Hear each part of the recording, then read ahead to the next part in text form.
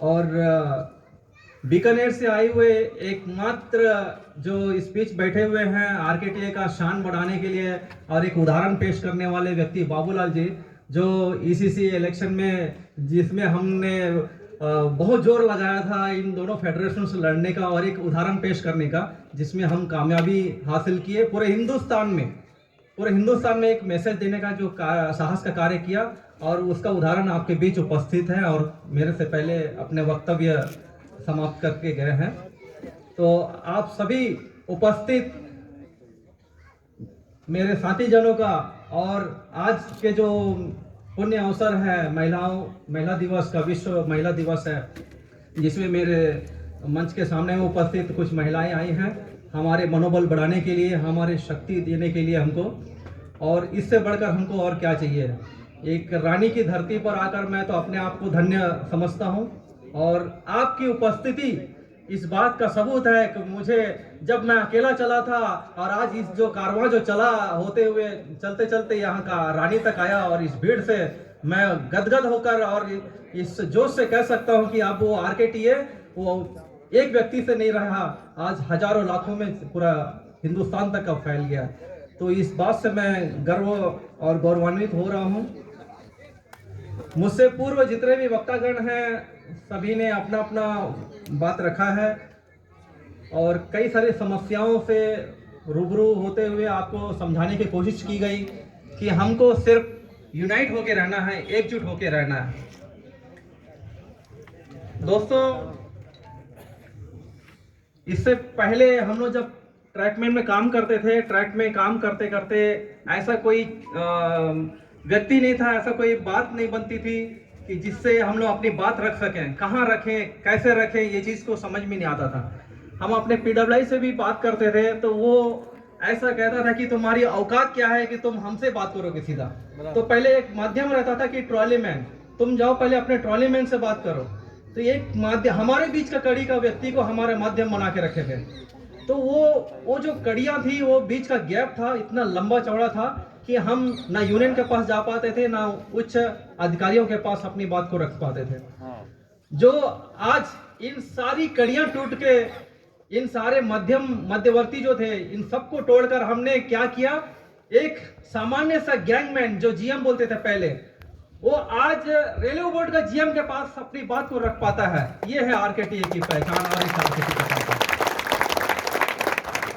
और इस ताकत को हमने एक दिन में नहीं पाया है, इसके लिए बहुत संघर्ष किया है, बहुत तन मन धन से हमने इसका सेवा किया है, ये रहा है।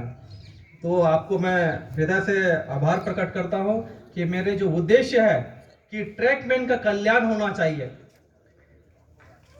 हमारा जो ट्रैकमैन का विभाग है, हिंदुस्तान में सबसे बड़ा 14 डिपार्टमेंट है, उनमें सबसे बड़ा केडर है हमारा, सबसे बड़ा केडर 3.5 लाख से ज्यादा है कर्मचारी, और जिन विभाग की संख्या मात्र 10 से 20 हजार 30 हजार के आसपास है, वो लोग रेलवे में राज कर रहे हैं, हमारे ऊपर भी राज कर रहे हैं और हिंदुस्तान के रेलवे में भी राज कर रहे हैं। और हम लोग जब अपनी बात करते हैं तो उनका ये कहना रहता है कि आपसे हमको क्या फायदा मिलता है, आपकी औकात क्या है कि आप हमसे बात भी करते हो, ऐसा लगता है। तो हमको किसी व्यक्ति विशेष से, किसी से कोई गिला शिकवा नहीं है, लेकिन हमको जो हमारे जो बात को रखेगा, हमारी समस्याओं को जो सुनेगा, हम उसी को चंदा देंगे, हम उसी को अपना वोट देंगे, हम उसी को अपना जो है भीड़ बढ़ाएंगे, जो भी मतलब सहयोग करेंगे वो देंगे। जो हमारी बात को नहीं सुनेगा, अब वो हम नहीं करेंगे बात। जो गलती हमारे पूर्वजों ने किया है वो गलती हम दोहराएंगे नहीं।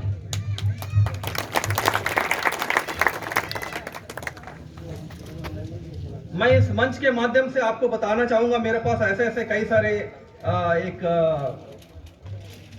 जो हमारा आरकेटीए के प्रति आरकेटीए की तरफ से हम लोग प्रयास करते रहते हैं। अभी बीच में निकला था कि 10% से 20% वृद्धि के लिए, तो शायद आप लोग कितने लोग जानते होंगे कि ये तो मुझे नहीं पता है कि इस विषय को लेकर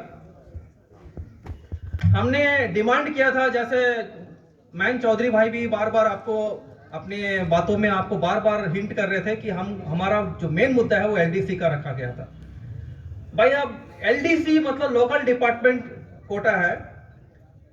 हमारा ये डिमांड है कि भाई हम इतने एजुकेटेड है, हमारे पास योग्यता है, हम एक रेलवे कर्मचारी हैं, हम लेबर नहीं हैं, हम रेलवे कर्मचारी हैं। रेलवे में सेवा करने के बाद इतना कठिन परिश्रम करते हैं हम लोग, दिन में जितना परिश्रम करने के बाद शाम को इतना थके हुए रहते हैं कि पुनः फिर से आरआरबी का फाइट करना हमारे लिए मतलब बस की बात नहीं है हमारे पास।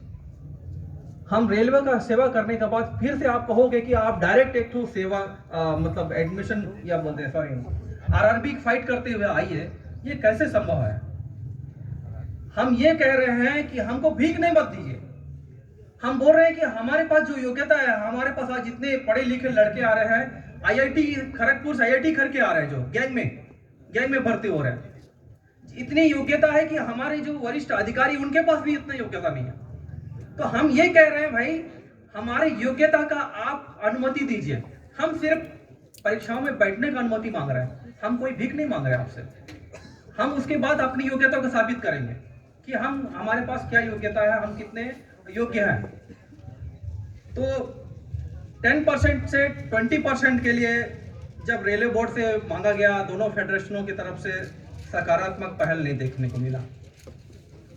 अभी फैसला आया है कि उस विषय में कि 10% जो है आपको डायरेक्ट रिक्रूटमेंट में दिया जाएगा। अब यहां पर बात समझने वाली बात है डायरेक्ट रिक्रूटमेंट का। अब